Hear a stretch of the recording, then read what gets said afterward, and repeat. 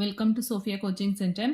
இன்னைக்கு வந்து conformal mapping பார்க்கறதுக்கு முன்னாடி analytic functions and mappings and arcs and closed curve இதெல்லாம் பார்க்கலாம். ஸோ ஒரு கர்வ் அப்படின்னாலே வந்து ஃபங்க்ஷன்ஸ் ஆஃப் டீல வந்து நம்ம மென்ஷன் பண்ணுவோம் இல்லையா. So equation of arc gamma, arc வந்து காமான்னு இங்கே எடுத்துக்கிறோம். இந்த plane is x equal to x of t and y equal to y of t. ரெண்டுமே வந்து ஃபங்க்ஷன்ஸ் ஆஃப் டீல வந்து மென்ஷன் பண்ணியிருக்கோம். T varies from alpha and beta, அதாவது alpha less than or equal to t less than or equal to beta. And x of t y of t are continuous functions. X D ரெண்டுமே வந்து என்ன அப்படின்னா continuous ஃபங்க்ஷன்ஸாக இருக்கும். இது வந்து என்ன அப்படின்னா பேராமெட்ரிக் ஃபார்மில் வந்து அந்த ஈக்குவேஷன் வந்து எப்படி எழுதுவோம்னா z equal to z of t equal to x of t plus i into y of t. So இது வரைக்கும் z equal to x plus i y அப்படின்னு எழுதிருப்போம்.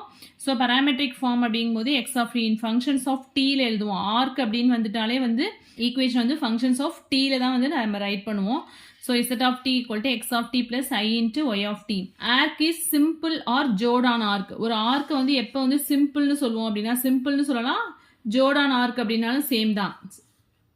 If z of t1 equal to z of t2 only for t1 equal to t2. So இது வந்து நான் 1-to-1 function சொல்லுவோம் இல்லையா. 1-to-1ஓட கண்டிஷனை வந்து சாட்டிஸ்ஃபை பண்ணிச்சு அப்படின்னா அந்த ஆர்க்கை வந்து சிம்பிள் ஆர் ஜோர்டான் ஆர்க் அப்படின்னு சொல்லுவோம். ஜோர்டான் ஆர்க்குனாலே வந்து என்ன அப்படின்னா 1-to-1 கண்டிஷனை வந்து சாட்டிஸ்ஃபை பண்ணணும். That is t1 equal to t2 இருக்கும்போது z of t1 equal to என்ன z of t2.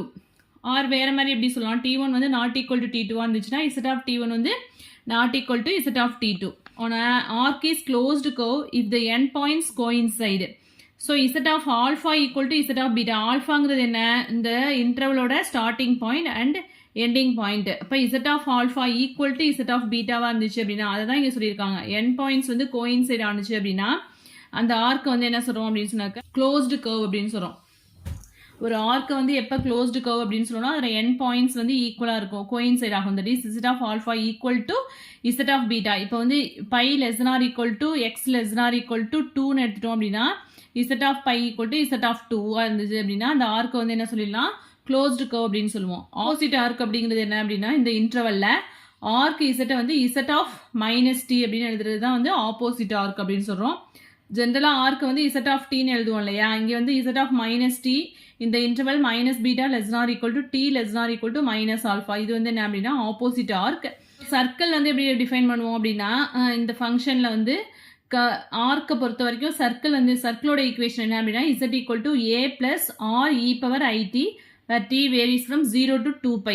2πங்கிறது 360 டிகிரி இல்லையா. ஒரு சர்க்கிள் அப்படிங்கும்போது நமக்கு என்ன ஆகிடும் 360 டிகிரி தான் இருக்கும். ஸோ அதை தான் இங்கே சொல்லியிருக்காங்க z equal to a plus r e power it. இது வந்து சர்க்கிளோட ஈக்குவேஷன் எக்ஸாம்பிள்ஸ் தான் இது. இப்போ z of t equal to cos t plus I sin t கொடுத்துருக்காங்க. இந்த இன்டர்வல் வந்து என்ன அப்படின்னா 0 less than or equal to t less than or equal to 2π.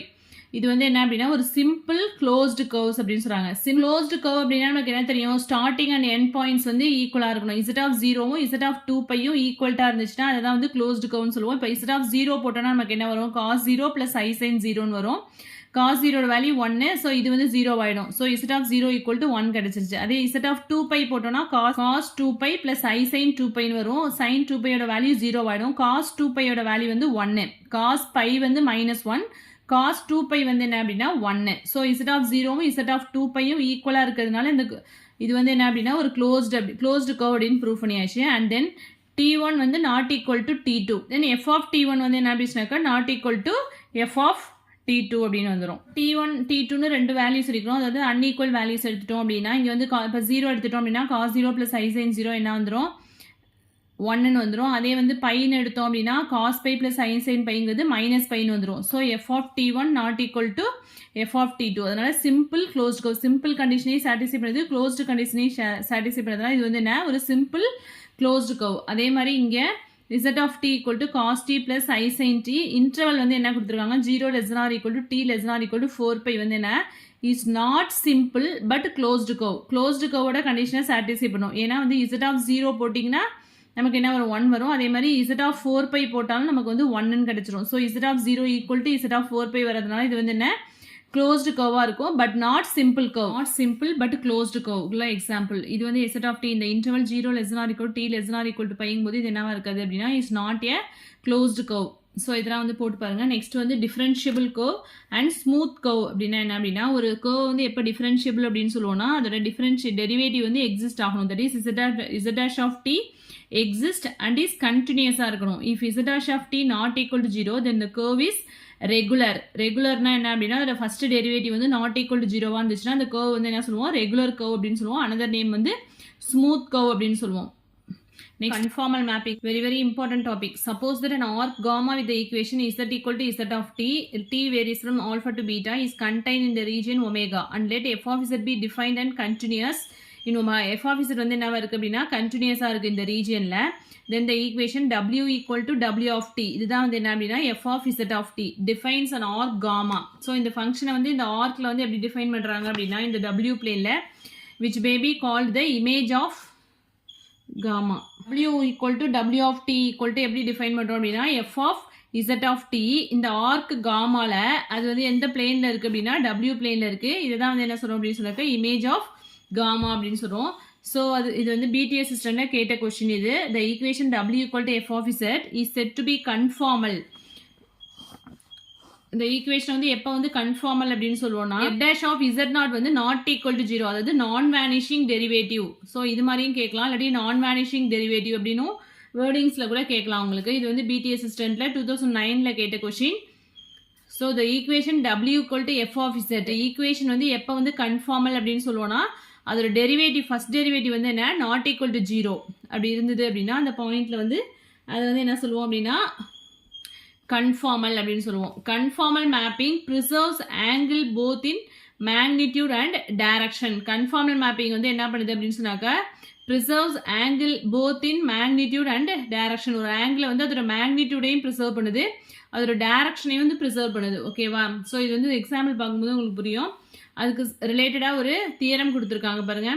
sufficient condition for f of z to represent a conformal mapping. so conformal mapping represent பண்றதுக்கான sufficient condition என்ன அப்படின்னா, let f of z be an analytic function of z in a region d of the z plane and let f dash of z not equal to 0 inside d, then the mapping w equal to f of z is conformal at the points of d. இந்த condition satisfy பண்ணுச்சுன்னா அதுதான் வந்து என்ன அப்படின்னு சொன்னாக்கா sufficient condition. f dash of z வந்து not equal to 0 இப்படி இருந்துச்சு அப்படின்னா அந்த ஃபங்க்ஷன் வந்து நம்ம என்ன சொல்லிடலாம் அப்படின்னா கன்ஃபார்மல் அப்படின்னு சொல்லிடலாம். f of z has no zeros in conformal mapping. ஏன்னா வந்து நமக்கு என்ன ஜீரோஸ்னு வந்துச்சுன்னா அது வந்து கன்ஃபார்மல் கிடையாது. நாட் ஈக்குவல் டு 0னா தான் நம்ம கன்ஃபார்மல் சொல்லியிருக்கோம். அதனால தான் இங்கே ஹேஸ் நோ ஜீரோஸ் அப்படின்னு சொல்லியிருக்காங்க.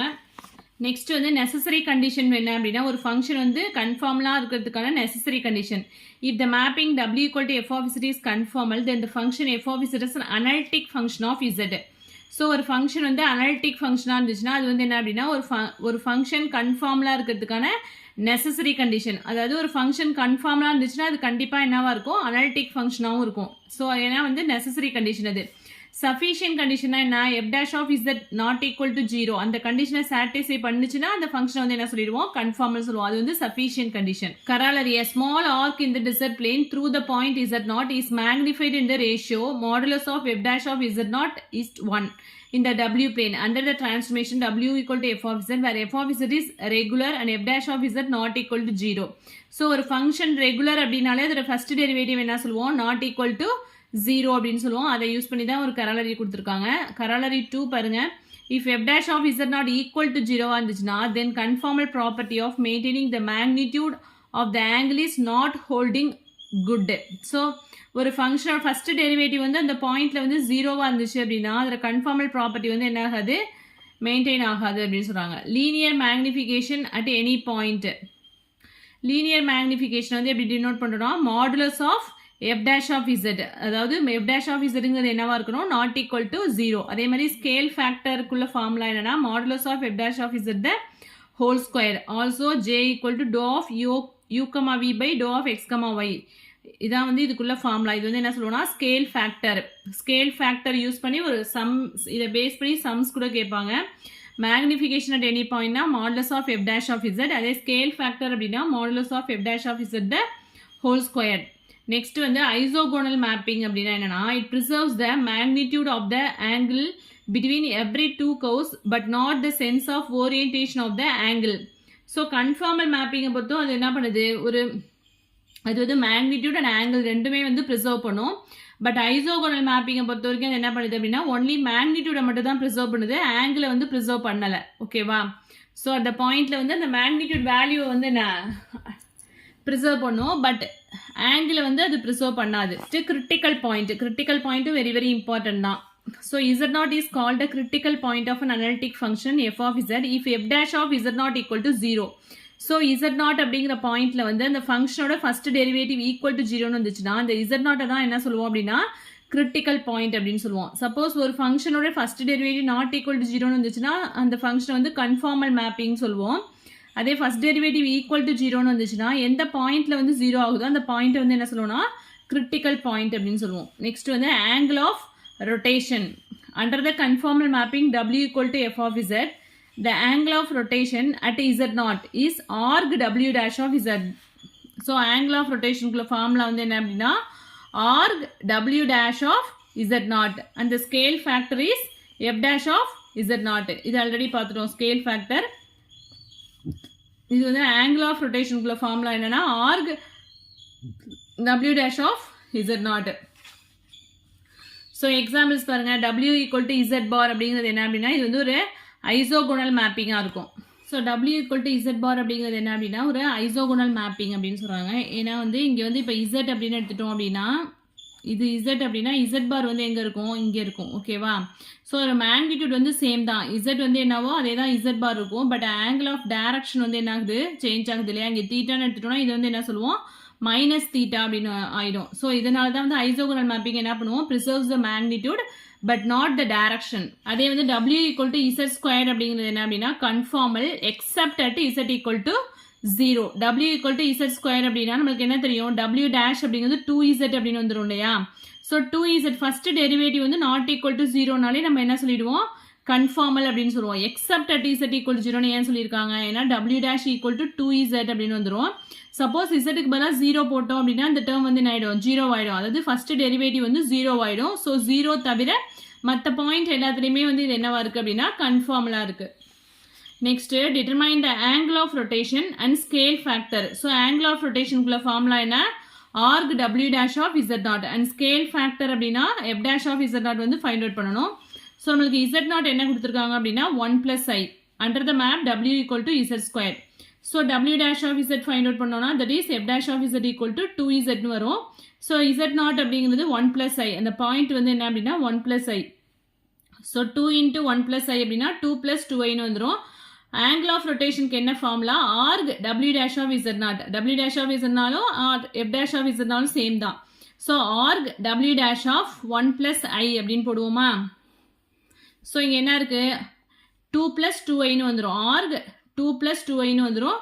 So tan inverse of b/a தான் நமக்கு ஃபார்முலா.